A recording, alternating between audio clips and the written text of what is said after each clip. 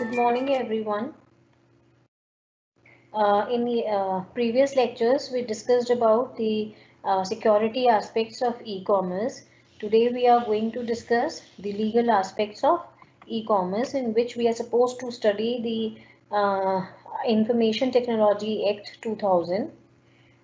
The Information Technology Act 2000 on 30th January 1997, the General Assembly of United Nations adopted a model on e-commerce which is known as the United Nations Commission on International Trade Law. It is UNCITRAL model law on e-commerce, and this model was adopted by the General Assembly of United Nations to bring the uniformity in law in different countries. Actually, what supposed to happen earlier, that every country they had different kind of laws, different provisions in laws which were related to the information technology. Now on 30th January, uh, this law, the United Nations Commission on International Trade Law, was adopted just to have the uniformity of law or the different provisions in different kind of countries, so that it can be implemented everywhere and no disuniformity is there. The General Assembly of United Nations recommended that all countries must consider this model before making changes to their own laws. So basically, every country had their own its own law which was related to Information Technology Act. But after 30th January 1997, it was recommended that this model should be adopted by every country before they make any kind of changes in the provisions or the law, and they have the uniformity everywhere.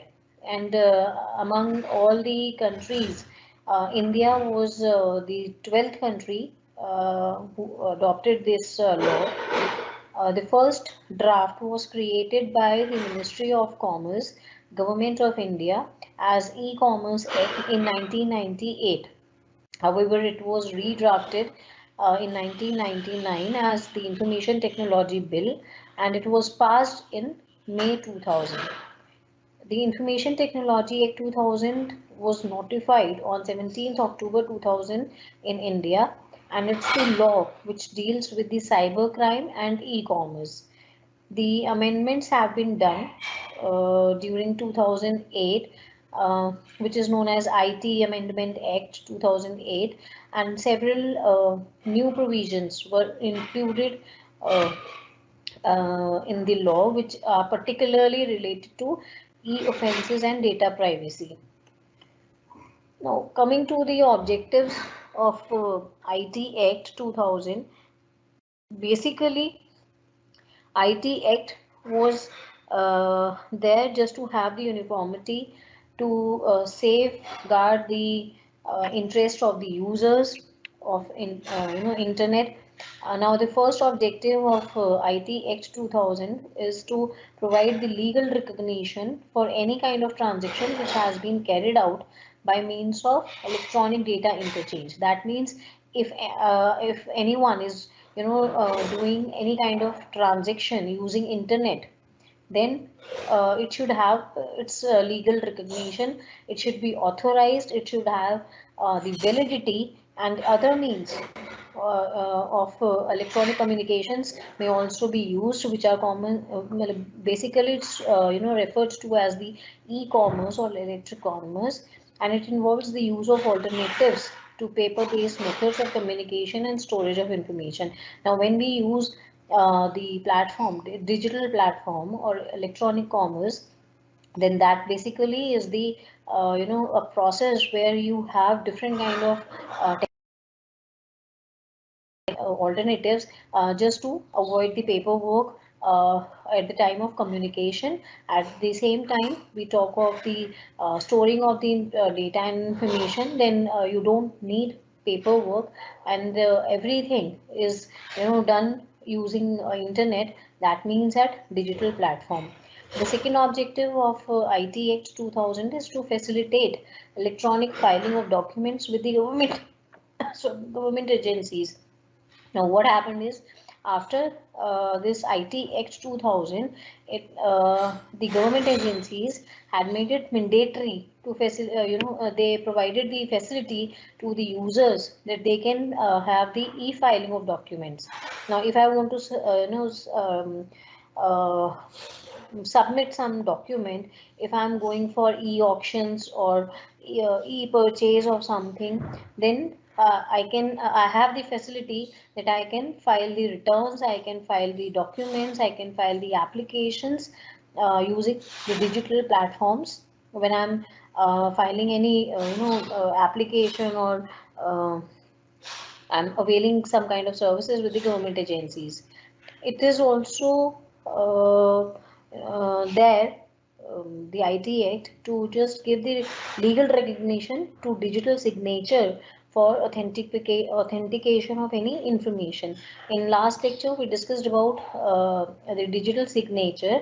Now, IT Act 2000 talks about the legal recognition which is given to the digital signatures, so that if we share any kind of document, data, or information from one place to another place, it basically proves its validity, or it is being verified and the authenticity is being made. Apart from this, the objective is to facilitate e-storage of data also. You can store your data and information at digital platform. It also helps in providing the legal sanction to e-transfer funds between banks and the financial institutions.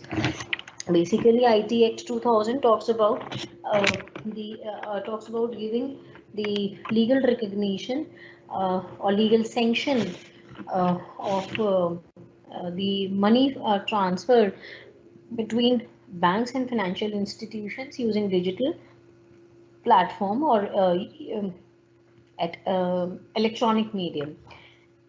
The objective is also to provide legal recognition for keeping books of accounts in e-format by bankers. And last one is that you want to amend the IPC, that is Indian Penal Code, Indian Evidence Act 1872, the Bankers Book Evidence Act 1891, Reserve Bank of India Act 1934, and for different matters connected therewith or incidental thereto. Basically, the objective of Information Technology Act was to provide legal recognition for any kind of transaction which has been carried out at the digital platform, along with different kind of facilities like e-filing. You can have the recognition of digital signatures, you can store your data, you can share your data, you can have net banking, the facility you have where you can have the e-transfer of funds from one account to another account. These all are the objectives of IT Act 2000. Now, coming to the scope of IT Act 2000, according to Section 1, Subsection 2, the IT Act 2000 extends to the whole of India, and it also applies to any offence and contravention thereunder committed outside India by any person, irrespective of his nationality, provided that such offence involves a computer or a system or a network which is located in India. Now, what does this mean? That when we talk of the scope of IT Act or the provisions of IT Act 2000, they are basically applied in everywhere in India, and it is basically applied to any kind of offense or the contravention which may have taken place outside India by any person who may not be of Indian origin, but you have to be assured that such kind of offense has been, whenever it has been done using any platform, the device which has been used or the network which has been used while while doing some kind of offense, then that system, that network, or that machine, or that device should be located, must have been located in India.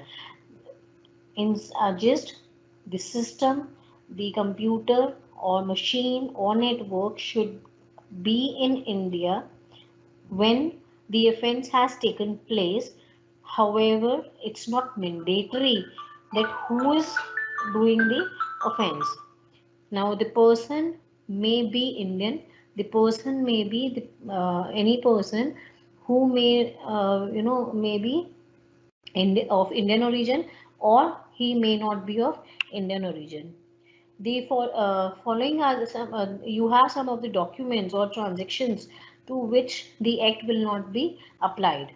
The first one is a negotiable instrument other than a check as defined in section 13 of the Negotiable Instruments Act 1881, a power of attorney as defined in section 1A of Power of Attorney Act 1882, a trust which has been defined in section 3 of Indian Trust Act 1882, a will which has been defined in section 2 subsection H of Indian Succession Act 1925, including any testamentary disposition by whatever name it is being called, or any contract for the sale of immovable property or any interest in such property. And the last one is that any such class of document or transactions which may have been notified by the central government in the official gazette and which has been announced.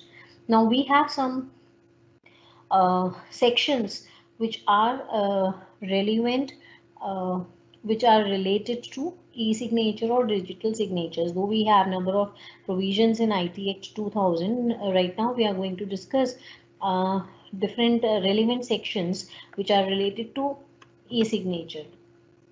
Now coming to the first section 3, which talks about the authentication of electronic records. Basically, we are verifying, we are validating the records, whether the person is,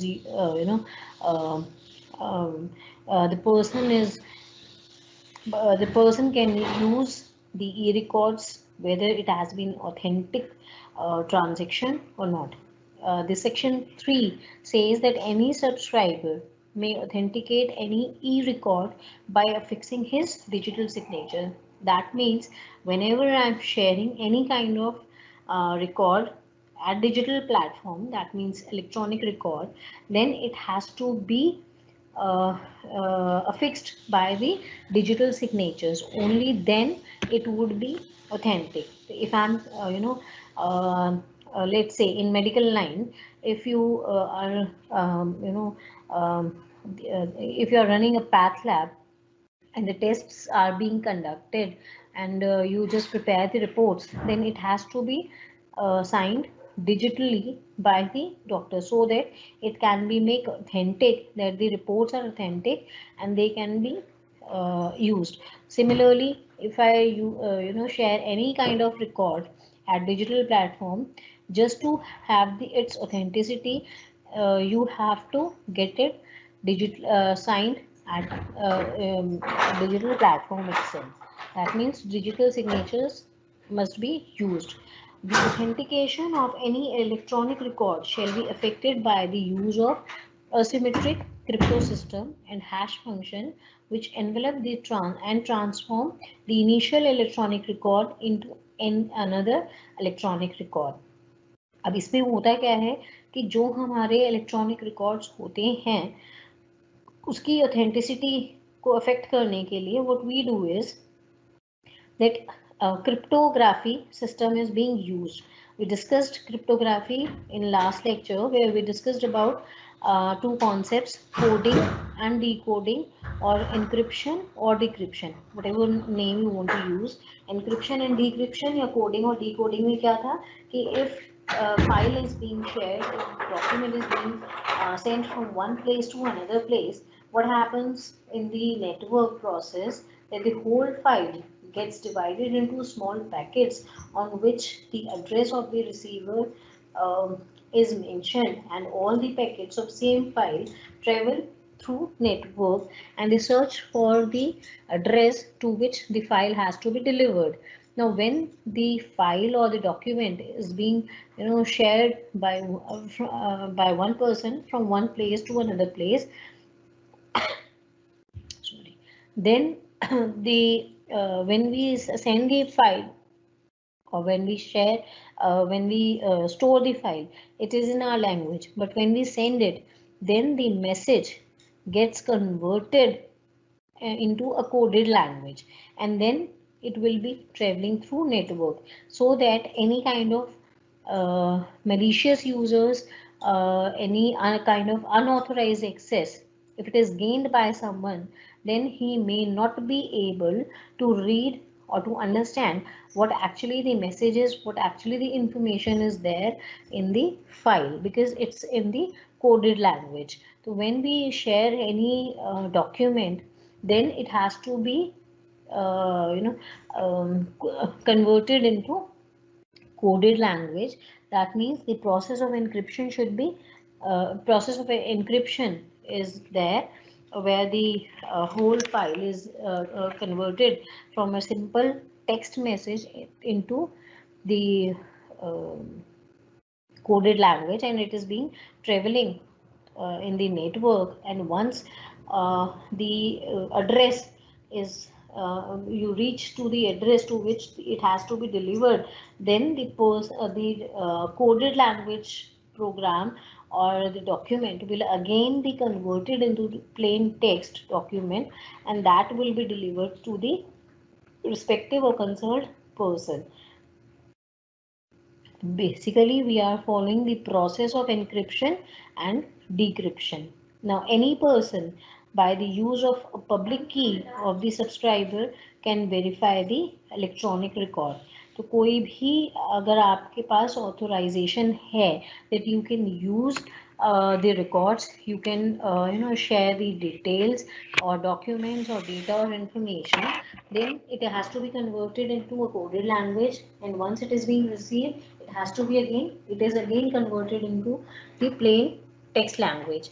At that particular time, the person is using a public key of the subscriber just to verify the electronic record. तो उससे उसकी authenticity, उसकी validation, उसकी ये पता चलता है कि he is authorized to just receive the document, and or if the person is the sender, then it is authorized that the transaction is authentic, and he is authorized to share the documents, because his digital signatures are also there. Now the private key and the public key, these are two keys which are being used in the process of encryption and decryption, and they are the unique keys to the subscriber, and they constitute a functioning key pair. तो ये हमारे पास दो की होती हैं, which is the private key and the public key, which are being used in the whole process of cryptography, and you have the whole functioning. As you can see in on your screen, the data transmission process has been divided into two phases, where one phase is talking of the process where the sender is basically sharing, or the sender is trying to share the document from his place to the receiver's place, and the second phase is talking from the angle of receiver. Let me have the focus on this. I hope it's clearly visible to you all. Now when the sender creates the document, it's the normal text message which is being converted into the coded language, where we use hash messages, and private key is being created so that some kind of password or some kind of security is being provided to the file, just to avoid the unauthorized access by any malicious users, and the digital signatures are also being used to have the authenticity of the transit of the data transmission. Now the data is being converted and it is being transmitted, and it's shared by the receiver. Once the receiver is receiving the text message, then he will be using the public key to share to use that document, and the data or the information which is being in coded language or different kind of algorithms which have been used, then those will be compared and those will be converted into normal text message. Okay, then we have section 3A, which talks about the electronic signatures we have to use while sharing any kind of document or share the files from one place to another place at digital platform. Now section 3A says that any subscriber may be and authenticate any electronic record by electronic signatures, which is considered reliable. Any kind of technique can be used. Basically, we are talking of the electronic signatures. By using the e-signatures, we can authenticate any kind of electronic data, information, or any kind of record. Any e-signature or any authentication technique shall be reliable if the signature creation data or the authentication data are within the context in which they are used, linked to the signatory, or as the case may be, the authenticator and to no other person. The signature creation data or the authentication data were at the time of signing under the control of signatory, as the case may be, the authenticator and of no other person. Any alteration to the electronic signature made after affixing any such signature is detectable, and any alteration to the information which has been made after its authentication by e-signature is detectable, and it fulfills all such other conditions which may be prescribed. These all are the criteria or the conditions. If these are fulfilled, then we can say that e-signatures are reliable. Now, the central government may prescribe the procedure for the purpose of ascertaining whether the digital signature is that of the person by whom it has to be affixed or authenticated.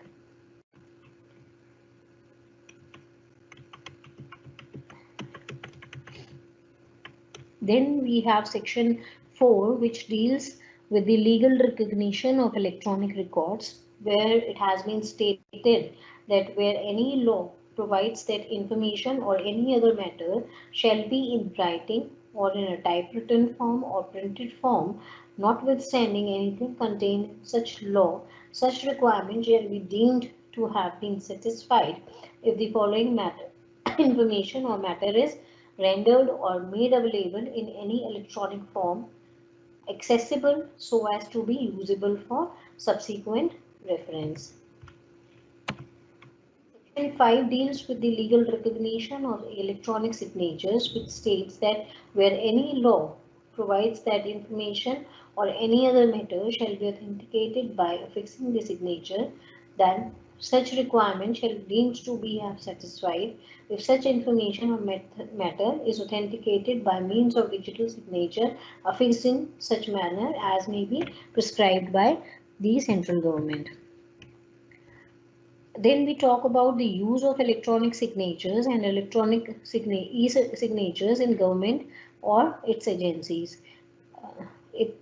This usage of e-signatures or e-records in government agencies has been talked about in section 6, where any law provides for the filing of any form, application, or any other document with any office, authority, body, or agency which has been owned or controlled by the appropriate government in a particular manner.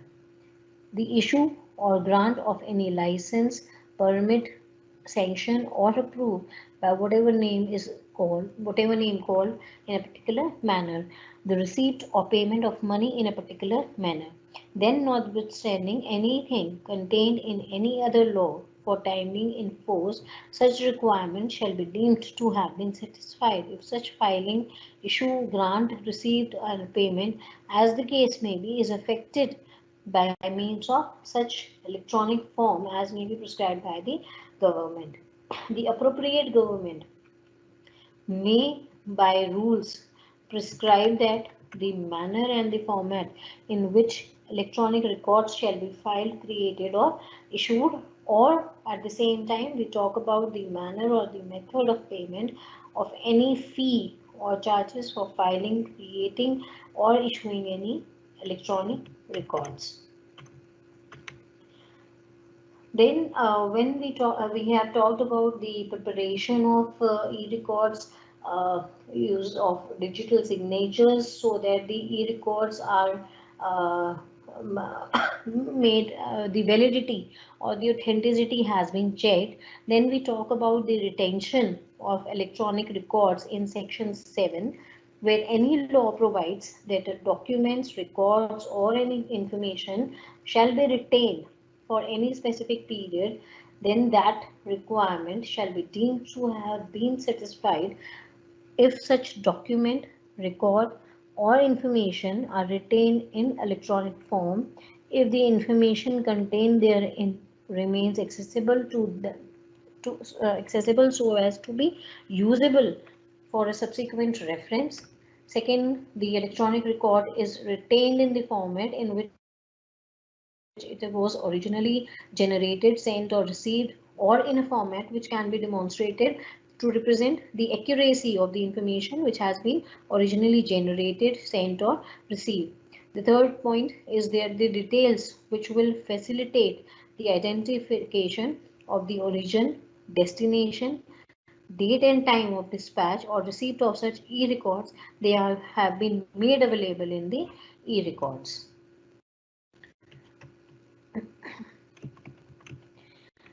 Then the main one of the main section is section 10, which talks about the power to make rules by central government in respect of electronic records, which talks about the agencies or the certifying authorities which have been have the power to make rules by the central government. The central government may by rules prescribe the type of e-signature, what kind of e-signature the company would be having, the manner and format in which the e-signature shall be affixed, the manner or procedure which facilitates the identification of the person affixing the e-signatures. Then we talk about the control processes and procedures to ensure adequate integrity, security, and confidentiality of electronic records or payments. And the last one is that any other matter which is necessary to give legal effects to digital signatures or e-signatures.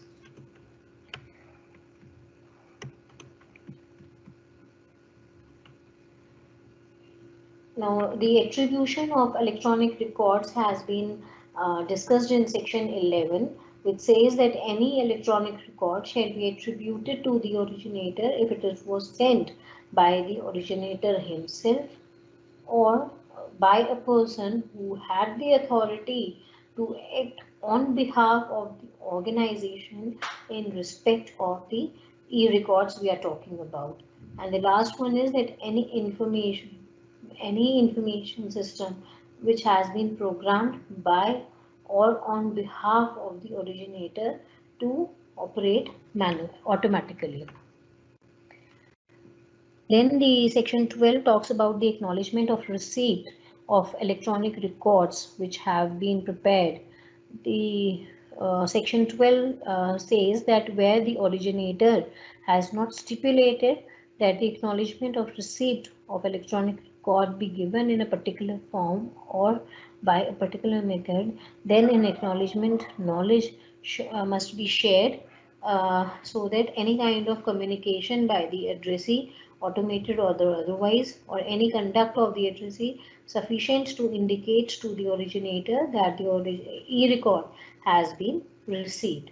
The second point of section 12 says that where the originator has stipulated that the electronic record shall be binding only on the receipt of acknowledgement of such electronic records by them, then unless acknowledgement has been so removed, so received, the e-records shall be deemed to have never, have been never sent by the originator. And the last point in section 12 says that where the originator has not stipulated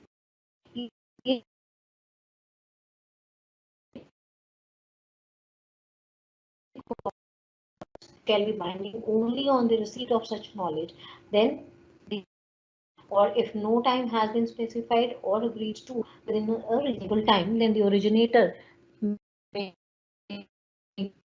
give notice to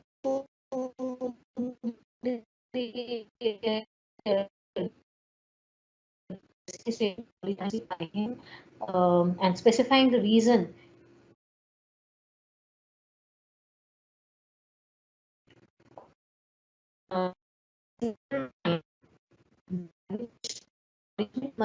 received by him after giving such notice to the agency, then you can see as though of receipt of record should also tried and the transaction could have been made authentic. Added deals with the security of the electronic record, which says that where any security procedure has been applied to any e-record at a specific point of time, and what happens is that record shall be deemed to be a secure point of view to time of the verification. 15 deals with the security of digital signature, which says that any digital signature will be deemed to only if the signature creation data, which means the private key of the subscriber at the time of affixing signature was the exclusive control of the signatory and of no other person, which means that whenever we are or securing, saving any electronic signature, then and we are using the signatures, it should be under the control of the signatory, who is signatory means the person who is authorized to secure. If some among this person is there, then it should be secured. And the second point in this section 15 is that the signature creation data was stored and fixed in such exclusive manner as may be prescribed. The section 17 talks about the appointments which are involved in the whole process of this signature. The first point in section 17 is that the central government, by its notification in certifying authorities or deputy controllers or assistant controllers, or there may be some other officers or employees deems fit for the purpose of this kind of act. That means that when you want to appeal the controller or as the office of certifying authorities, deputy controllers or assistant controllers or any person who's looking after this whole process, then the central government should have given prior notice to the prior notification in the official gazette. The controller should also discharge his functions under this act subject to the general control and directions of the central government's role is very important in whole functioning of appointment of controller and of other officers and other job.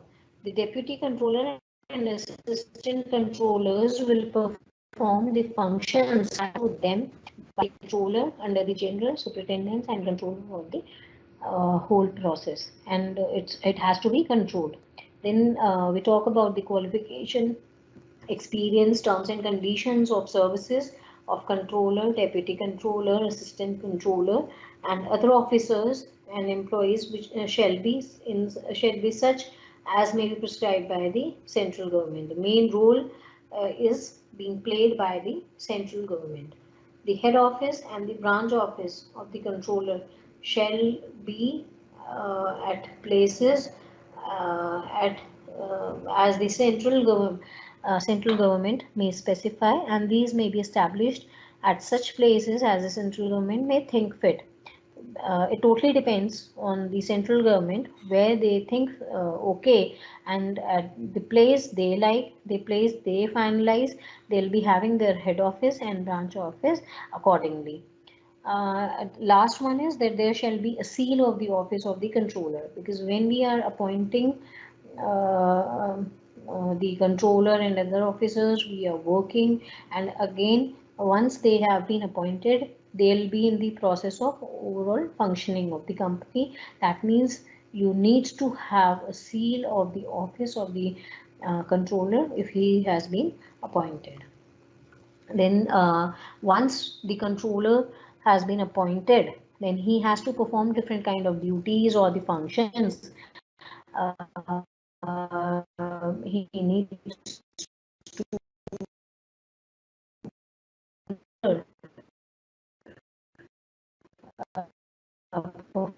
performs different kind of functions. The first one is that he has to exercise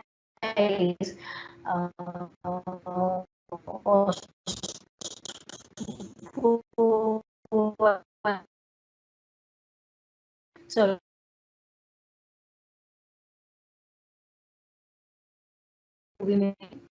his experience would also subject to the subject to which the certifying authorities shall conduct their businesses. They also need to specify the contents of written matters or advertisements which may have been distributed or must have been used in respect of electronic signature certificate and the public. It should also specify the form and content of the electronic signature certificate and the key. Then we talk about specifying the form and manner in which the accounts shall be maintained by the certifying authorities, and specifying the terms and conditions subject to which auditors may be appointed and the remuneration to be paid to him should be decided.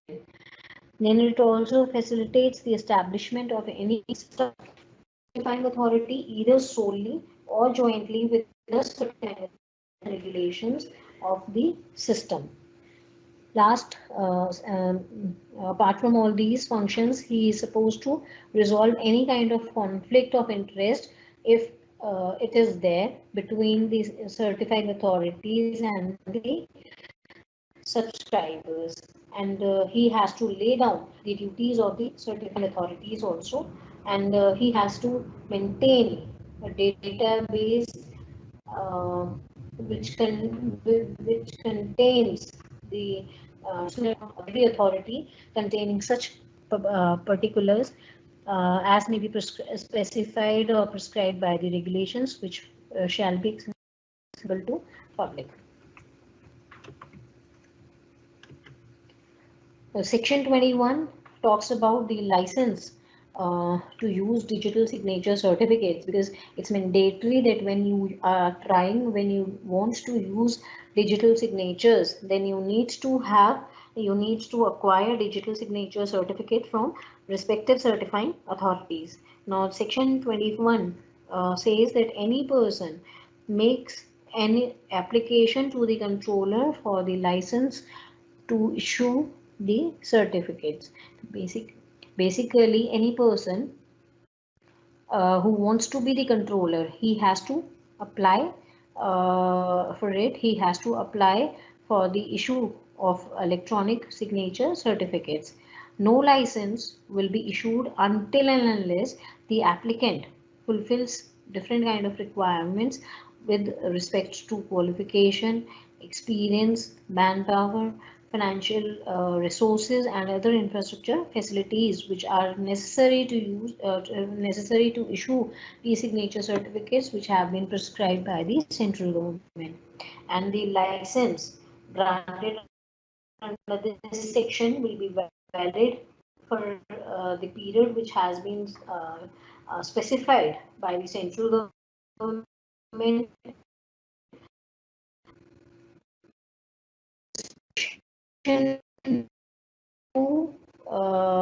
Talks about the license for each license in such a form which has been form which has been prescribed by the central government, and every application should be accompanied by a certification practice statement that you are authorized to go for this kind of practice. A statement which includes the procedure with respect to identification of the applicant. That means you have to applicant's identity is being verified. Then the payment for at the time of applying, payment of such fee which will not be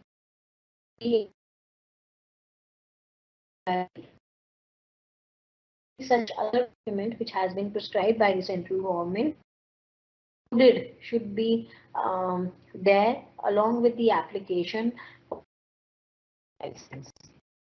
You have the license, you have the time limit to which the during which the license will be valid to be used, and after that particular time period, the license is supposed to be renewed. So further also. Then application for renewal of license is talked about in section 23, which says that the application shall be in such a form which should be accompanied by such fee which does not exceed rupees 5,000. The minimum fee for the renewal of license is basically 5,000 rupees, or which has been prescribed by the central government, and shall be made not less than 45 days before the date of expiry of the period during which the license is supposed to be valid. Basically, there is a validity time period when the license is valid to be used by the applicant, and once the date of expiry is there, once the validity of the license is over, then you needs to apply it again online. You can also apply with by making payment of 5,000. Then sometimes if you misuse the license, or in some particular situations the license may be may got suspended by the certifying authorities. Now, what are the situations where the certifying authority thinks fit that after having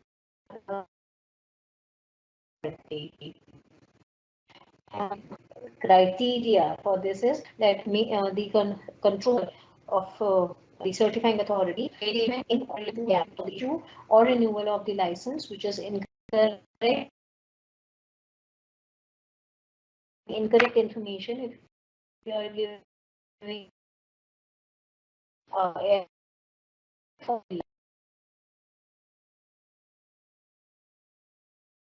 like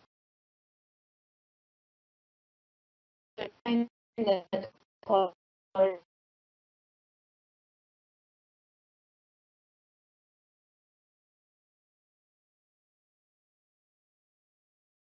in that case, the license will be suspended by the certifying authority.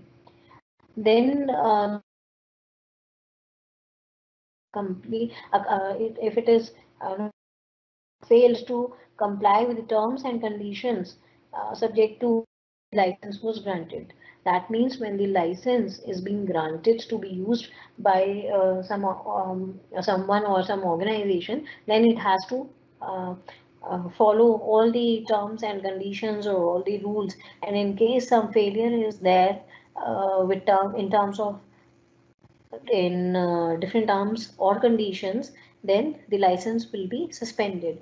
Apart from these two, the license will also be suspended, also get suspended if it fails to maintain the procedure and standards which have been specified in section 30, or the last one is that it has contravened any provision of the act, that means IT Act 2000, any kind of regulation or order made thereunder, then that license will be revoked, provided that no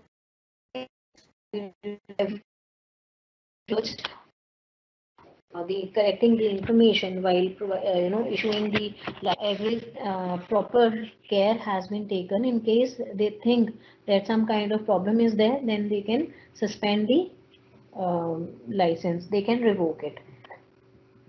When the certifying authorities want to suspend or revoke the license, then the controller of the certifying authorities needs to publish the notice of such kind of suspension or revocation he wants to do, as the case may be, in the database which has been maintained by him. Now, when every time you get the application for a new license, or you are getting some renewal application for the license, or if the certifying authority thinks that some kind of problem, some kind of misuse is there, then the certifying authority needs to just publish the notice that this kind of suspension or revocation process has been taken up, and they need to make the alterations or modifications in the database which has been maintained by them, so that they have the updated information in case some license has been revoked or suspended.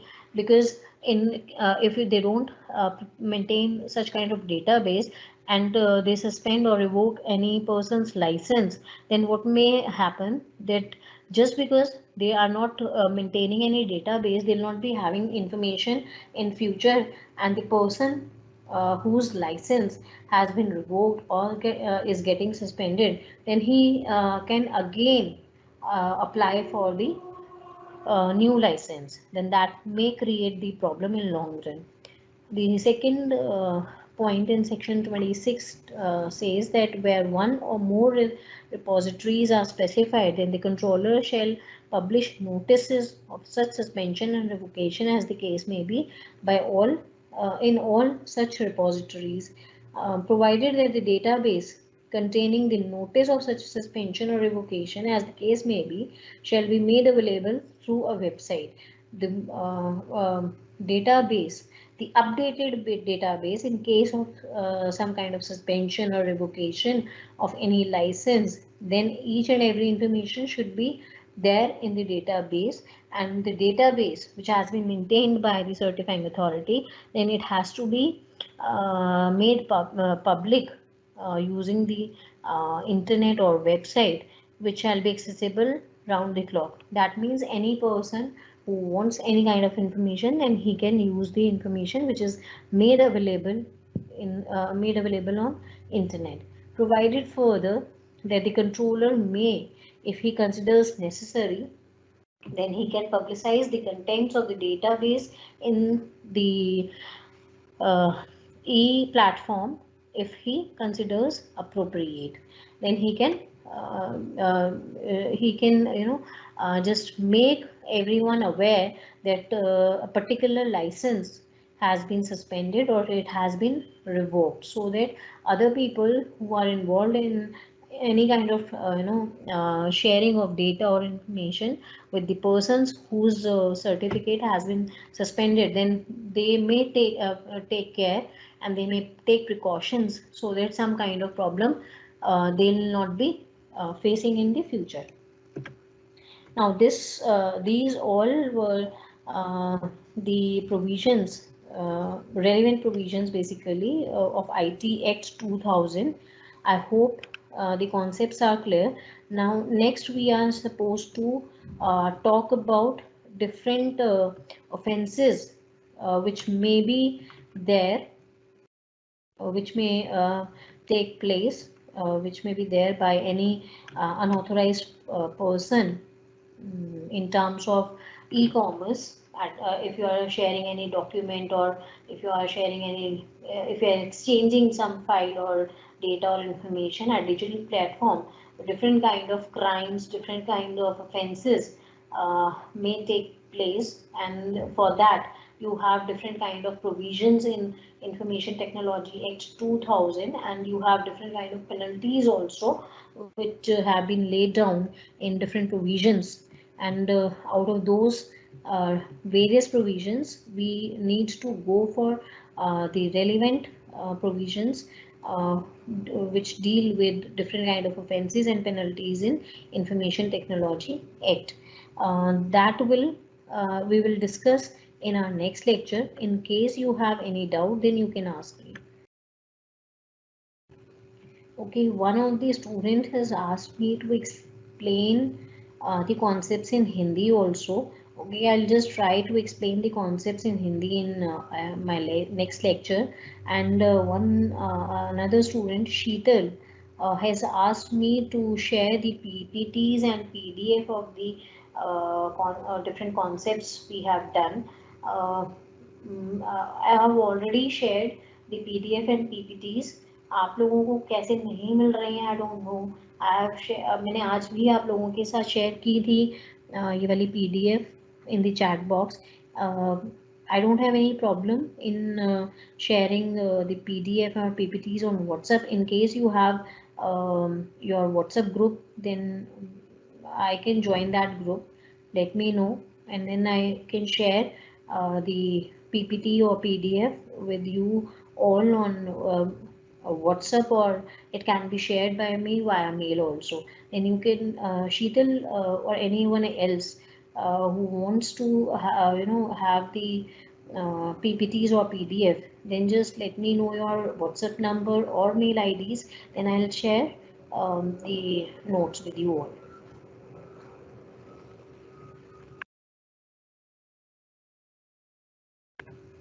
Is there any other doubt to anyone? Then you can ask me.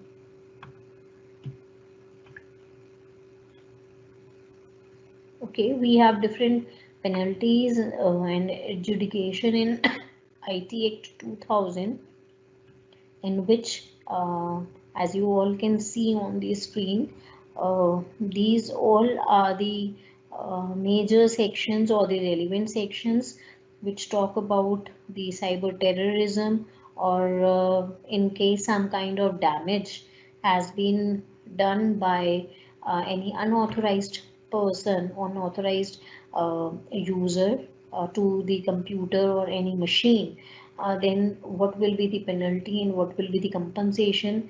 These the offenses are also talking about tampering with the documents you have saved on your machine systems. Different kind of offenses, offensive messages, if you share, if you send offensive messages through communication services, then you will be punished. The fine will be laid on you. All these are different kind of offenses and penalties. These will be discussed in our next lecture, which we will be having on 9th of December.